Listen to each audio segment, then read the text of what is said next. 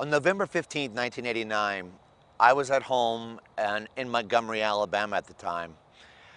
I was watching the television and it appeared that these storms were approaching Huntsville, Alabama. That's where my parents lived at the time. You can see a very active radar picture, the live radar here, and all 67 Alabama counties continue under a tornado watch throughout the night. They owned a dry cleaning business called Gates Cleaners. It was in the middle of this shopping center at the bottom of this base hill on a road called Airport Road. About 1 minute before the twister hit, Channel 31 aired the latest severe weather update. This is how it looked to local cable TV viewers. Good afternoon from Channel 31. I'm Gary Dobbs, once again updating you on our severe weather potential and, in fact, possibilities and events as they occur across the Tennessee Valley. At the time, Huntsville didn't have Doppler radar. It was only in Birmingham. So there was no immediate news. There was no way of knowing exactly how severe it was. Other reports of sightings of funnel clouds around the Tennessee Valley area, some confirmed and some not confirmed. We're continuing to monitor all of those reports and try to pass along the confirmed information as we get them here. This tornado has officially been called an F4 on a scale of 0 to 5. An F4 tornado has winds of 200 tornado to now 250 has moved over the miles an parkway hour. at the Airport Road area. That's the very latest report that we have in. There's a lot of damage there. And we do have reports of damage in that particular area. My baby sister was going to school at Auburn. She was on her way to come get me, and we were going to go to Huntsville. We were going to find out because nobody knew what was going on. The last thing that ever enters your mind is your parents or anybody that you know will be involved in this. I mean, it's just, you know, it's always somebody else. You know what I have such a hard time understanding, Mr. Mayor? The tornadoes hit this afternoon about, what, 4:30 Central Time, I guess. So we're talking about 5:30 Eastern Time. It wasn't until hours later that we began to hear how bad it was.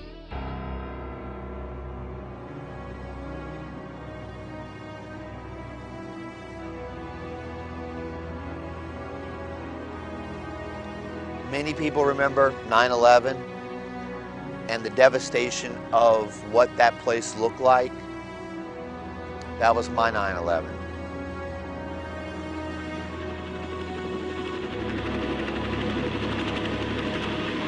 This just nightmare of a storm hit, and it hit that area. Their business was located at this intersection at the bottom of this hill on Airport Boulevard. The place was completely leveled. The only thing that was still standing after all this devastation was this $2 little clock that was hanging on a pole that had the exact time, 4:35. Demolition and cleanup of the Gates Cleaners at the Whitesburg Plaza came to an abrupt halt about noon today after one of the survivors from that store was convinced customers and workers were still trapped inside. Where were they? I want to see where they were. I mean, I don't know why. Guy Becker was trapped for 3 hours under fallen debris, and while he and 7 people were found dead or alive inside, he thought there were more.